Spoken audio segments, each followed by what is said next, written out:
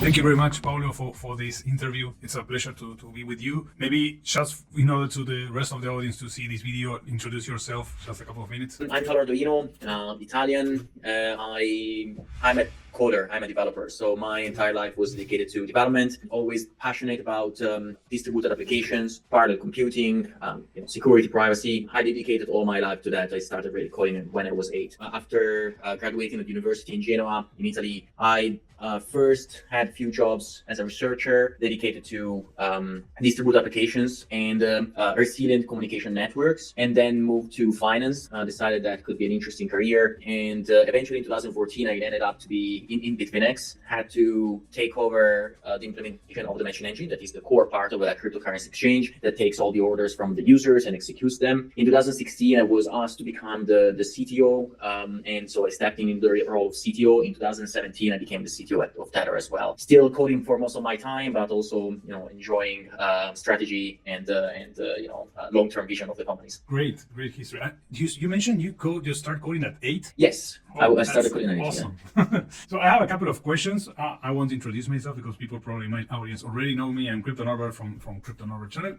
I've been in the crypto space for 10 years. I did work a lot and make my tradings in Bitfinex for a long time. So I know the platform, great one, by the way. And I also use USDT Tether for my liquidity. So I'm very interested in your answers. The first question will be around the history of both, of Bitfinex, but also of Tether. There's a lot of food in the market, so I would like to start with the history, when they start, how they start, what's the latest improvements, and then we go to more difficult questions. Of course. So Bitfinex started in 2012. For the first 2 years was a small exchange, but then it started ramping up. 2014-15 became one of the most prominent cryptocurrency exchanges. 2016-17 was considered the biggest exchange in the world. 2018-2019, Bitfinex started focusing more and more on professional traders rather than retail, and focusing on security and additional products like depeg, the lending platform, derivatives, and so on and so forth. Interestingly enough, Tether was born in 2014, and the Tether was born in 2014 from the minds that created Bitfinex, because the reason to exist of Tether in 2014 was really linked to the crypto industry. And if you remember, you said that you started so many years ago, right? 10 years ago. And at that time, there was Bitfinex, there was Bitstamp, Coinbase, Kraken, and OKCoin. Pretty much it, right? So Correct. There were not many exchanges. And, in order for traders to operate and to capitalize on market movements, one of the most important functions were the arbitrage. So you sell Bitcoin on exchange where the price is higher, you get the dollars, you move the dollars on the exchange where the price is lower, you buy back the Bitcoins, and so on and so forth. This process also helps the price of Bitcoin and other digital assets to remain aligned across the different trading venues. But as you well know, moving dollars from one exchange to another back in the time was painful. It would take 3 days, 1 day, 5 days, 7 days, or the funds were never arriving. The actual innovation of Tether was why we don't take the brilliant technology that Bitcoin created and we put a dollar on the blockchain rather than a Bitcoin. Simple as that, right? Nowadays, it's a super simple idea. Back in time, no one thought about it. So Tether actually created the world of stablecoins. But then Tether started, slowly growing, 2015, 2016. If you remember, in 2016, there was an exchange called Poloniex. Poloniex was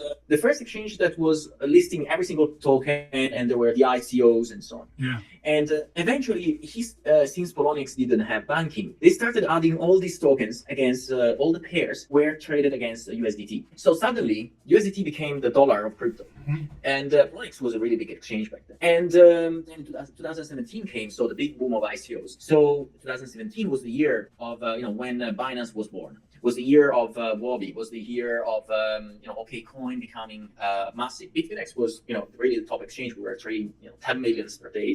That back in time was really important size. So that moment, 2017, the end of 2017, was the first moment Tether market cap passed 1 billion. Then in 2018 it grew a little bit more. 2020, fast forward, went to Tether started growing like crazy. So it passed from 4 billion to 20 billion, because we remember that in 2020 was the moment where markets started to move aggressively.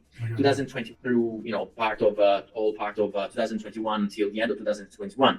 So Tether was able its peak to reach $84 billion in market cap. You talked about FUD, so I want to touch the elephants in the room during this period. So I talked about the history of Tether during this period. Yeah. Tether had to face multiple challenges. Tether is a company that created an entire industry that today counts around $150 billion. When you create a new industry, when you are like opening the path for everyone else, it's never easy, right? When we created Tether, there were no rules on how to create stablecoins. Tether was the first one, so of course there were no rules. The banks were scared, completely scared about Tether, because Tether was proving that with its business model, with its simplicity, with its zero fees in transactions, could completely jeopardize the business model of banks and traditional finance. So it was never easy for us, right? We had to fight every single day to maintain banking, to grow our banking relationships, and find people that were willing to work with us. Now, of course, it's easy. In retrospect, it's easy to look back and say, okay, well, but why you did this, why you did that, why you had these problems. But it has been a challenge. If you have been in the industry, you know what type of challenges we had as an industry as a whole, right? Not just us, right? Everyone, right, had issues. Even the last few days in 2023, we are seeing signature, reducing the size of, blocking transactions below a certain threshold, and other banks are following. And SWIFT is there are questions around what as a interbanking protocol will do, and so on and so forth. So it's a never-ending story. Tether was definitely subject to a lot of scrutiny, right? So Tether, everyone was looking into Tether because was already one of the biggest companies. Yeah, and I believe with last year problems around Luna and Terra ecosystem, and then the FTX ecosystem falling, so it get a lot of food, and we kind of see some depegs of the stablecoin, but that was not the first time. I remember a lot of years ago, you already had some issues with that problem, and you get to solve it. Maybe for the people that are watching that probably are new for this, you can tell you about that history, how you solve at that moment, and why are you stabilizing again each time you receive a hit from the market. Sure. So with enormous pleasure. So first of all, it's important to distinguish between primary markets and secondary markets. So Tether does not control the price of its token on the different exchanges, right? On Kraken, you have USDT traded against dollar. On Binance, you have USDT traded against BUSD. On Coinbase, you have USDT traded against the dollar, right? So, and so on and so forth. So those are the secondary market. The primary market is actual Tether platform, where you can issue Tether or you can redeem Tether. Tether never refused one single redemption, and all the redemptions of Tether were honored at $1. So in reality, Tether never depeg. We always respected the dollar. On secondary markets, if it was public information, you had public funds, public hedge funds, publicly announced through Bloomberg, through the New York Times, and so on, that they were shorting Tether. Shorting Tether means start selling Tether, USDT, below the dollar. Why they were doing that? Because they thought we didn't have the money. They thought we didn't have the money in the bank account. So in doing this, they were pushing the price of USDT below $1, forcing market makers to buy these Tethers, these cheap Tethers, so below $1, and coming to our platform to redeem them for dollars. Okay. And if you do this in a loop, you force outflows, you force redemptions. These hedge funds were trying to cause a bank run. That was quite interesting, right? We never had anything to hide. We were never scared because we knew we had all the money. So the interesting fact is that Tether was, you mentioned Terra Luna. Just after Terra Luna, in the 3 days after Terra Luna, Tether was able to process $7 billion in redemptions in 48 hours. That was 10% of our assets. Let me give you a piece of information. In the history of banking, so traditional banking, there was one case in the last 30 years where a bank was called Washington Mutual, was subject to 10% of redemptions in 1 week. That bank went bankrupt. Tether managed $7 billion in 2 days. It was a 10% without problems. But even more, Tether was able to process $20 billion in 1 month of redemptions. So it went from 84 billion to 64 billion in 1 month, and without any problems, always honoring the redemptions. So this is the strength of Tether. There is, we are in a position where no one, even from the banking world, can say that they were able to process 25% of redemptions to their customers without having any problems. So nowadays, it's not hypothetical that we're solid, that we have the money, that we are strong, and so on. It's proven by the facts, and no one else has the facts. Yeah, I believe history and facts are the better way to evaluate when you are going to decide where you want to invest. And always Tether remains as a collateral. They remain with dollar from the beginning, or you have different type of investments behind the collateral? Great question. So Tether moved from a pure dollar basis in the bank account to investments. Let me explain you why, right? We are not greedy guys, but there is this misconception that if you can have 50, 60 billion dollars in cash in a bank account. There is no way. There is no bank that will allow you to keep that amount of money in a bank account. You need to invest, and you need to invest in safe assets, of course, because you have to honor redemptions. But it's not like you can have really $60 billion cashed in a bank account in pure bank deposits. They need to be invested in liquid instruments because the bank cannot afford that type of balance sheet. So what we did initially, we invested in commercial papers that were highly rated, were A1, A2 rated by Standard & Poor's, so the highest quality of commercial paper. Then our community got questions. They were concerned. There was so much FUD, right? They were saying, you have guys. I remember that time. Yeah. We never held Evergrande. We never had one single commercial paper defaulting. We always had great quality commercial papers. But nevertheless, our community was concerned. We raised a hand and we said publicly, guys, if you are concerned, we are going to reduce the commercial papers to zero, and we are going to put all these commercial papers in US Treasury bills. And that's what we did. We took 1 year, we took everything to zero, and now we hold 82.4% in treasury bills of US and other reputable countries. So that is the type of commitment that Tether has to its own community. We are open, we are transparent. If people have concerns, we do whatever we can to take those concerns in account and fix them. Right. Yeah, and I think history is showing that you are honoring the payments, as you mentioned. So that's the most important. Now we have a lot of stable coins in the market, and people sometimes move to one or the other depending on the collateral or depending on the face that is behind that. My personal option is has been always Tether because I'm an old guy in the crypto space. So I know the history, and I know you have been through a different type of foods, different types of situations, and always honored that. That's why that for me history is more important even than other stablecoins that may have algorithmical collateral or different types of collateral. Thinking about the adoption, and you mentioned a lot of the growth you had during the last year. What has this to do with the governments pushing adoption, like Salvador or Lugano City? How this adoption is pushing with the governance and with different cities and countries? First of all, I want to say that although of course, I'm part of Tether, and I'm speaking now for the entire Tether team, we love, of course, Tether. But for us, Tether is no Bitcoin, right? There is only one currency that is actually decentralized, is strong, is really leading the process of financial freedom. So, and that is Bitcoin. Tether is a centralized asset that represents the dollar.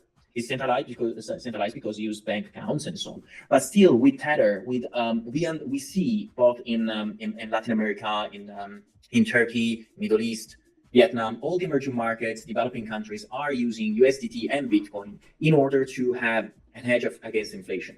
So I have good friends in Turkey, and Turkish lira devaluated insanely in the last 18 months, like the Argentinian pesos.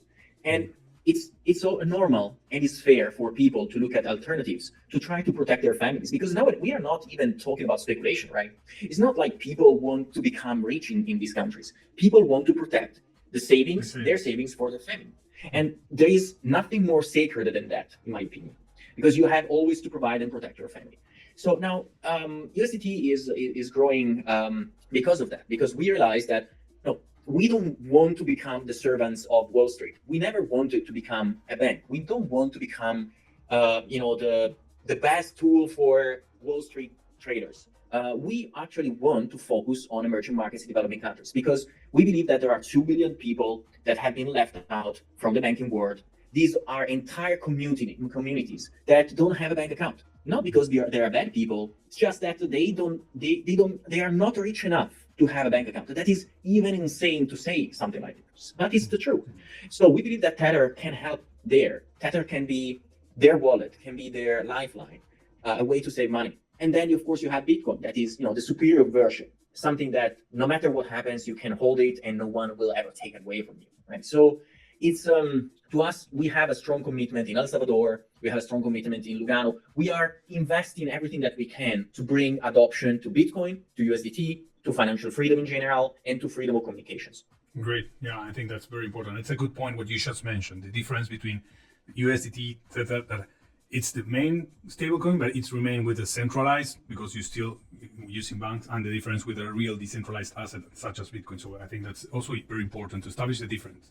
And I think both are needed in this world. And as you mentioned, I came from Argentina, so I know what inflation is. That's why in Argentina we have a lot of adoption, because we've been victims of several governments with several problems with our local currencies, several devaluations. So kind of the people is defending themselves and taking care of their assets, moving to other type of assets. They first, most Argentinians used to save in dollars, then they discover Bitcoin and start moving to Bitcoin. That's why we have a lot of adoption. What about the regulations? What are you seeing about regulations, not only in the stablecoin business, but also in the crypto Bitcoin business? So I think that, well, FTX, really honestly, FTX didn't help, right? So first of all, what FTX did has been and was always illegal independently from new regulations, right? So you cannot take someone else's money and use it for your own purposes. So, but the sad reality is that we are expecting an overreaction, possibly due to FTX. Regulators, of course, have been always interested to regulate cryptocurrencies and DeFi, but even more so now they feel the urge to put harsher restrictions, possibly because of what happened with FTX. So our companies are part of good discussions with regulators where we're trying to distinguish between a few people, that a few bad apples, and the actual values of our industry, the actual values of the blockchain as a technology, the importance of not creating issues to innovation. So it's important that rules are fair, right? So I'm not saying that that we should live in anarchy, but it's important that rules are designed to help innovation, because what I'm seeing is that there could be a future where Europe and US will be more aggressive when it comes to regulations on cryptocurrencies and especially blockchains and DeFi. And that could lead, for example, South America to have more leverage and to have a better chance to innovate. And that's great, right? So my point is, governments that understand the difference between fair regulation and innovation are the ones that are going to capitalize on this new technology, because Bitcoin is the best thing that have been invented probably in the last 6 years when it comes to, or 100 years when it comes to finance. So who can capitalize on that will have a huge first mover advantage. And I believe that El Salvador is doing that. I know many people, I have many friends, I know many companies that are investing in El Salvador now. I'm bringing tens of millions, hundreds of millions, potentially billions of dollars into the country because they see the opportunity. They see the opportunity, the first country that will invest deeply in this technology. So I hope, of course, that all the regulators will see the opportunity to create a fair environment, but I'm not too confident that it will happen. There will be a part of regulators that will do harsher regulations. Others will instead embrace the technology and try to create a vibrant ecosystem around this technology. Yeah, I do believe also you mentioned maybe regulators will have been oversizing the FTX or will overreact to the FTX. Do you think the market also overreacted to the FTX problem in terms of the price of Bitcoin and the rest of the cryptocurrencies? Well, I must say that Bitcoin went from 20K to 16K, 16.5K during the FTX times. And I think that actually it proves the resilience of Bitcoin. So in the end, what happened with FTX is that people having accounts on FTX thought they had Bitcoins that in reality they didn't have. Yeah. And not just Bitcoin, but all the other currencies. But the difference is, yeah, please. I think that's also a good awareness for the people to learn about not your keys, not your coins. So it's a very hard way to learn, but it's in the end, many people learn that it's not the same having your Bitcoin in a hardware wallet or in a wallet that put them in the hands of others. You're totally right. I mean, in the end, the beauty of Bitcoin is that you can keep it in safe, and you can keep it in a way that no one can touch it and take it from you. So if you keep it on an exchange, I mean, I represent an exchange that is Bitfinex, right? So I could come here and say, look, guys, keep all the money on Bitfinex or on all the other exchanges because that's great and so on. I consider Bitfinex the safest exchange out there. But still, I think that keeping all your coins on an exchange is diminishing the power of Bitcoin, is diminishing the utility and the importance and its final purpose, that is ensuring your financial freedom. So you should always take a little bit out, keep it for yourself, learn how a ledger wallet works and hardware wallet works, a treasure works, and so on. It's important. Education is paramount. Is so important. Yeah, I totally agree. And I did believe before Luna, Terra, and FTX problems, I did believe that 20K was going to be the bottom of this bear market because it was the top of the previous bull market. So, but then we received this first bad news with Luna, Terra, and we went to 17 something like that. At that moment, I say, okay, that was the dip, that was the minimum price, and then we face the FTX and we go to 15. Now we are back again in the 20 somethings. So I do believe we will going to have a good year in terms of lateralization and a growing a little bit. For sure, we need to wait for next halving to have the next bull run, but it's a little bit how I see it. Great your answer, Paolo. Really good to have you here. I don't know if you have something else. I did cover the questions I have, the topics I have. Well, I want to tell you something, right? So, because I in a way, you, in a masochistic way, I like the FUD aspects of Tether. And I can tell you that if you see, it's not just Terra Luna and FTX. We had Terra Luna, we had Celsius, we had Voyager, we had Genesis, we had DCG, we had BlockFi, and so on. Many of these company owners and many people that were investing heavily in these companies criticize Tether, and yet Tether is still there, right? So they many of these people accuse Tether of the things that they actually did. So it's important that, you know, and thank you for your time and thank you for giving me what we're doing, how we are doing it, because for us it's actually a mission, and we believe that for the resiliency that we are proving compared to companies that go belly up the first wind that they get is really important sign. So, you know, thanks again, and thank you for all your listeners. Great. Thank you very much.